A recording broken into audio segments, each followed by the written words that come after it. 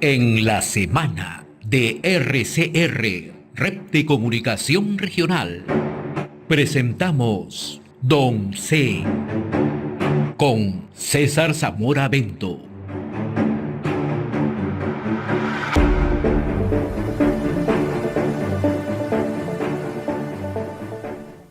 Saludamos a esta hora y le agradecemos, como siempre, la amabilidad que tiene con RCR y la semana César Zamora. Qué gusto saludarte, César. Buen día, muy amable como siempre. Buenos días, José. Nuevamente aquí en el frente de batalla. Bien, vamos a comentar un tema que ayer, justo en previo al programa, perfilábamos, ¿no? Cómo están marchando los sectores, los ministerios, ¿no? Su nivel de ejecución, su nivel de eficiencia, ¿no? Cuando uno empieza a revisar, ¿no? Cómo estamos avanzando, hay algunos que están haciendo la tarea, otros que están a la saga, ¿no? ¿Cómo estás analizando ese tema?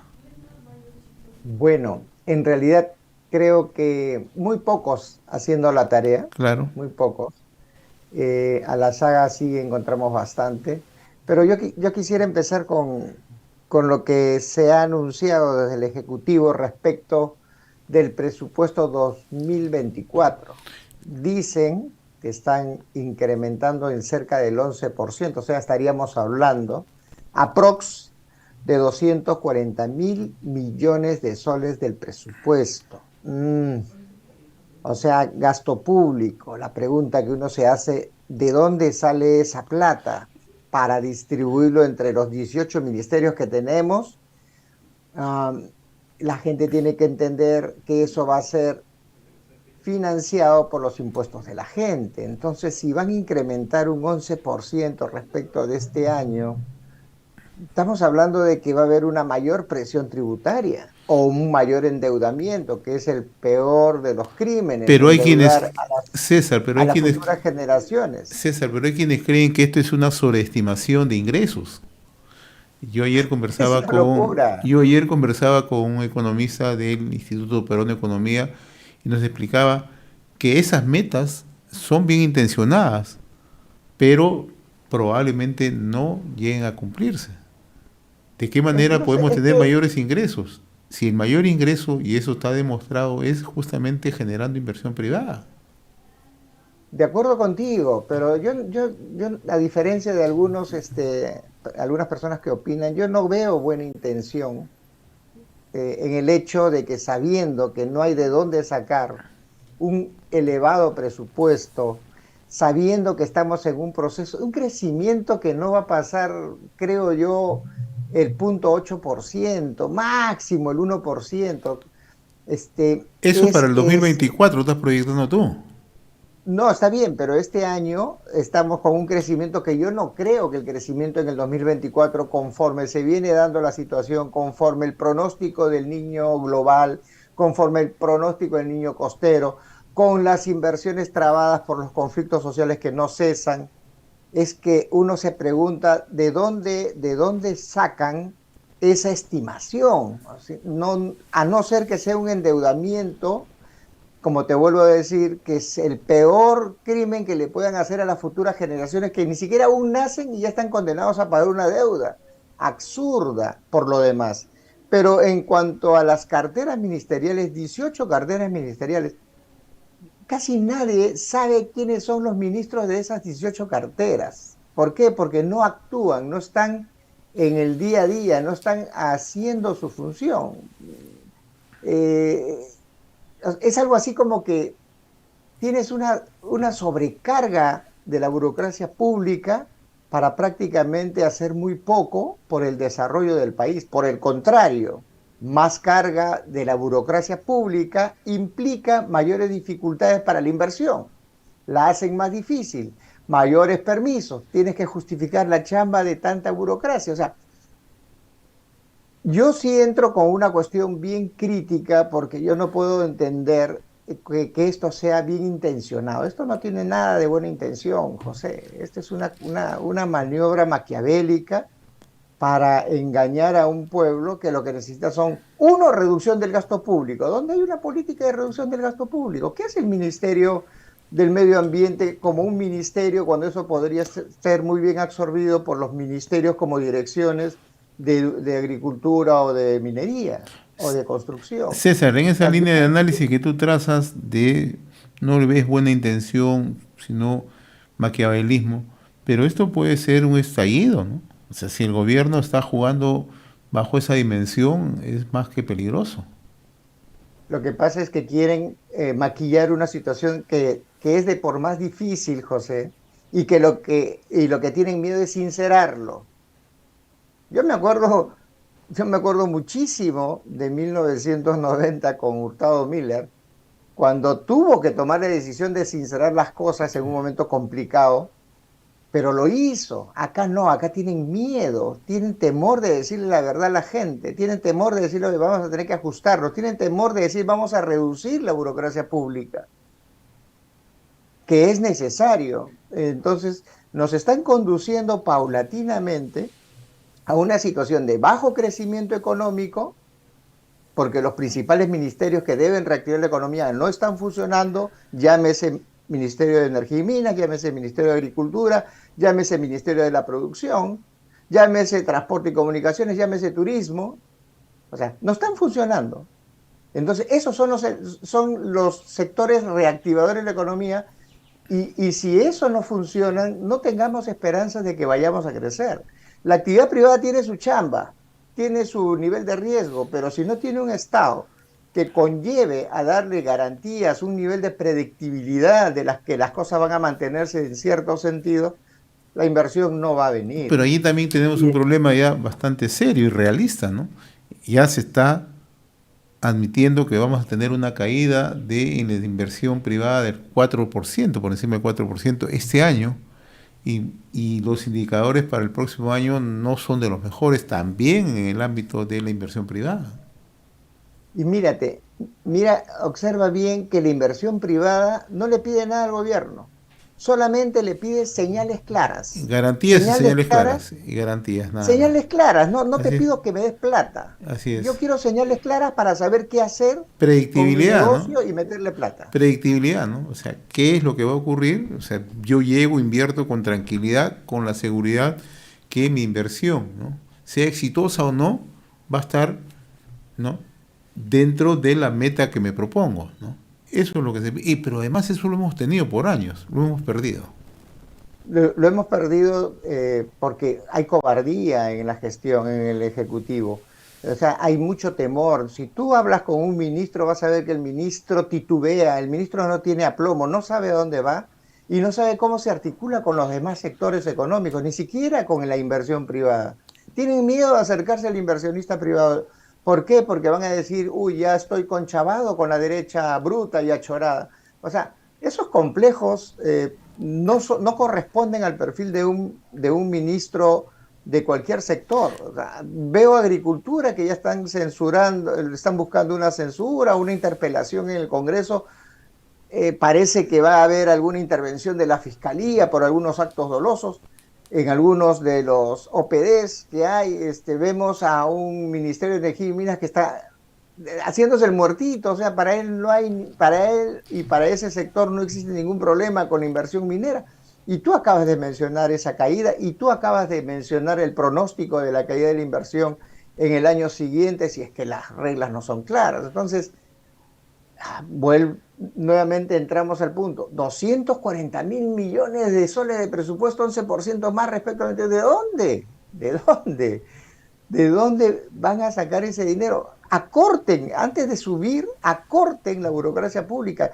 Cierren 2, 3 ministerios que no están por las puras. Ministerio de Cultura, eso no debe estar en el Ministerio de Educación.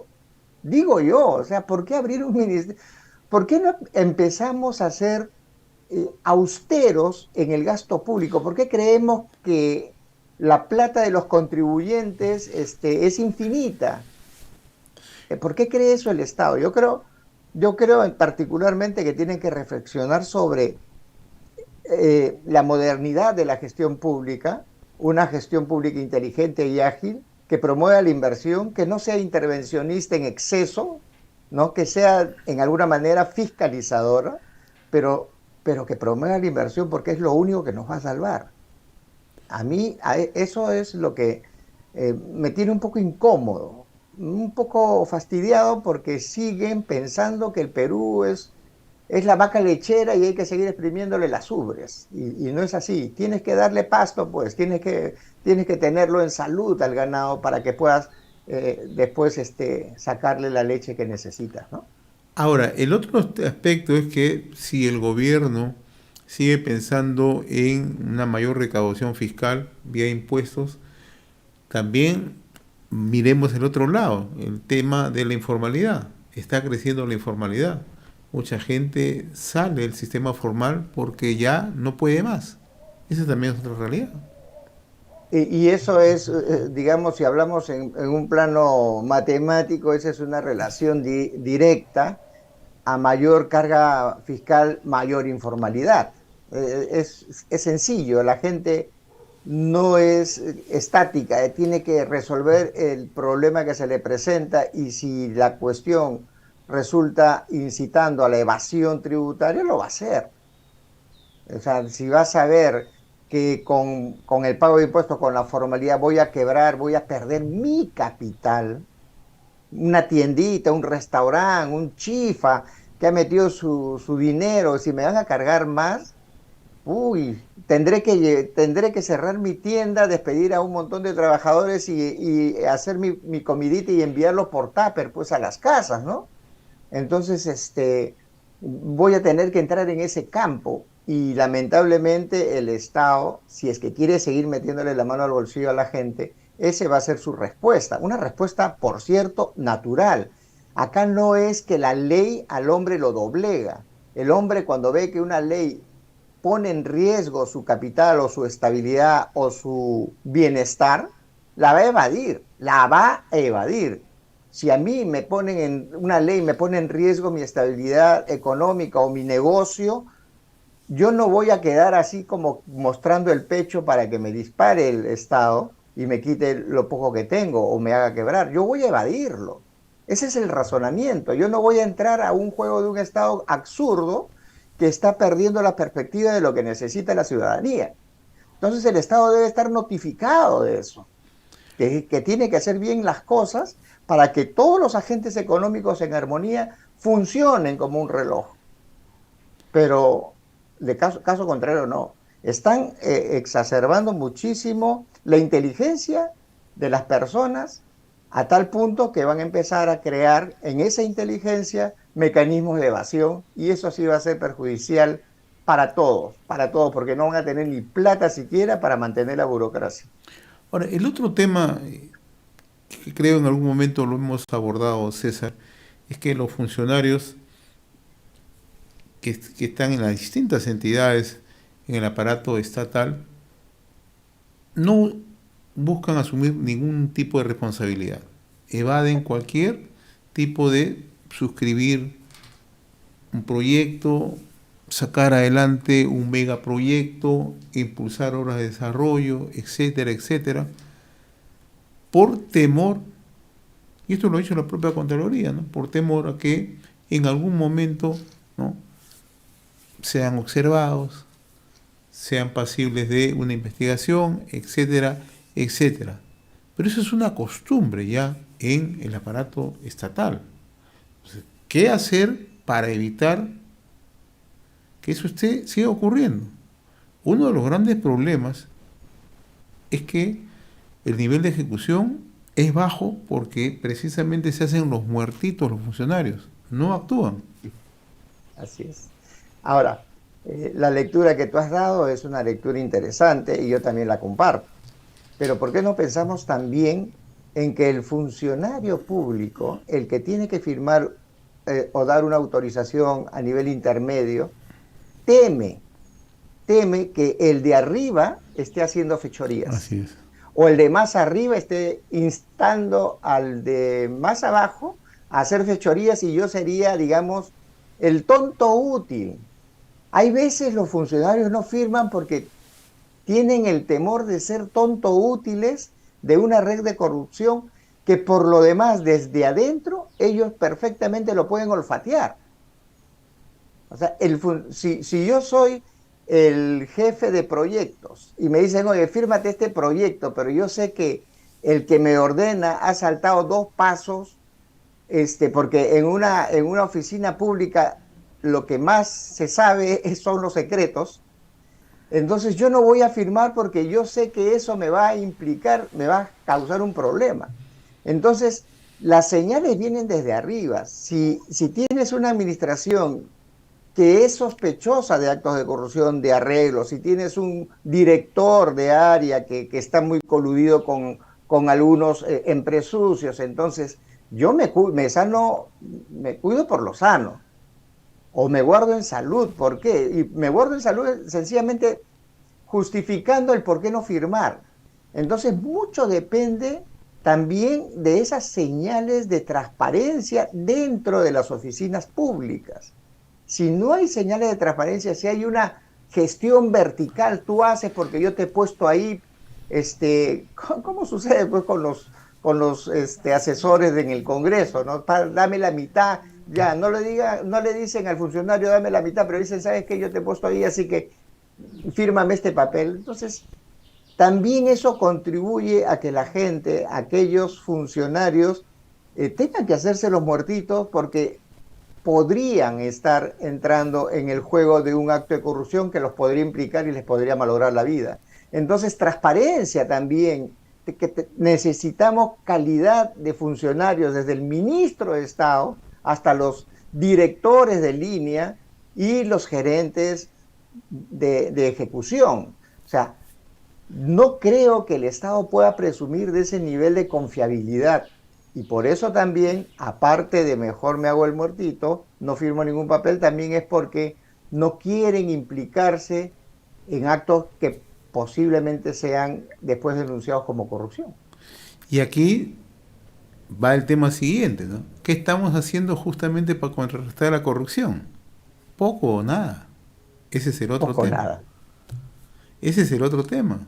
Y ese es un tema central, es un tema de fondo. No te estoy diciendo hace un momento, parece que la ministra de Agricultura, que es un sector súper sensible al cual he dado bastante tiempo y he escuchado muchas opiniones, necesita ser reactivado, no por los pobres agricultores de la sierra, que son, no, no, por interés nacional. O sea, eso es lo que todavía no se trabaja tampoco. El desarrollo de un sector tan importante como la agricultura no es porque los pobrecitos están en el campo, no, es porque necesitamos del sector agricultura para crecer económicamente y para reactivar la economía del resto de los sectores. Y a la ministra parece que le están haciendo un proceso investigatorio desde la Fiscalía por manejos indebidos en algunas de las OPDs. Entonces, mira tú, ¿qué funcionario va a firmar, por ejemplo, una orden para la compra de fertilizantes en esa coyuntura? Difícil, difícil, ¿por qué? Porque ya sabe que está siendo investigada. Y de repente yo, si hago algo de eso, voy a formar parte, sin querer, de una red criminal. Entonces, mejor me sigo. Por eso hay veces los números cuando vemos en el avance de ejecución, sí, pues da coraje, ¿no? Y hay que criticar al jefe de la cartera. Pero hay situaciones todavía que resolver, como es lucha frontal contra la corrupción, y eso parte por los perfiles de quienes se hacen cargo de las carteras y este perfil a quienes nombran como los directores de línea. Si no, seguimos en la duda y seguimos en el avance de gestión presupuestaria. Y sobre todo, José, el presupuesto que va para las inversiones, que es lo que interesa mucho y que conecta con la inversión privada. Porque el gasto corriente se lo soplan completito, ¿no? El gasto de inversiones es el que se queda. Pero incluso en las emergencias, ¿no? Estamos viendo lo de la reconstrucción del norte, desde el año 2017 a la fecha no se puede cumplir lo ofrecido, lo anunciado, lo financiado, lo presupuestado, no se puede cumplir. O sea, hay una serie de aspectos, estamos conociendo que hay manejo ilícito, ¿no? Lo que ha ocurrido en el Distrito de la Unión en Piura con el tema de la reconstrucción con cambio, ¿no? Pero también por lo que estamos conversando, ¿no? muchos funcionarios no son capaces de decir voy a firmar sabiendo que esa obra es de interés, ¿no? Para salvar vidas humanas, para hacer, ¿no? Trabajos en la reconstrucción, ¿no? O sea, todo eso se ha venido paralizando, ¿no? Hay un conjunto de factores donde sustancialmente si no hacemos reformas, si no generamos, ¿no?, ese nivel de confianza, difícilmente vamos a salir, ¿eh? Mira, en el caso que mencionas de la reconstrucción con cambios, yo le podría poner un ingrediente. Es algo así como el perro del hortelano, ¿no? Porque ahí hay una disputa de quién maneja la plata. Los gobiernos regionales dicen, yo tengo que tener el presupuesto, yo tengo que ejecutarlo. Dentro de la región, las provincias, no, yo tengo que ejecutar, yo tengo que participar. El gobierno central dice, yo no confío en ti, yo lo voy a ejecutar. Y hay una suerte de arranchar. Y al final, la del perro del hortelano, no se hace nada. No avanzan ni dejan avanzar. Y esa es la particularidad en este caso. Yo sé que desde la reconstrucción del norte, luego la reconstrucción con cambios del norte, el problema siempre ha sido de quién va a manejar el presupuesto, que es cuantioso. ¿Por qué? ¿Por qué tanta ranchada? ¿Quién quiere, qué importa quién lo ejecute? Mientras lo haga bien, está bien. Pero ¿por qué esas jaladas? Ya, pues entonces uno dice, oye, si tanto se muerde, es porque quiere su hueso. En efecto. Muy bien, mi estimado César, como siempre, muy agradecido por estos comentarios, estas opiniones en voz alta a través de Don C. Gracias, César. Muy amable. Buen fin de semana.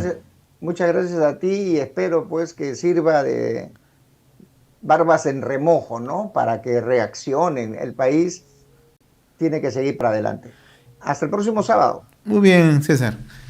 Fue nuestra secuencia Don C con César Zamora Bento.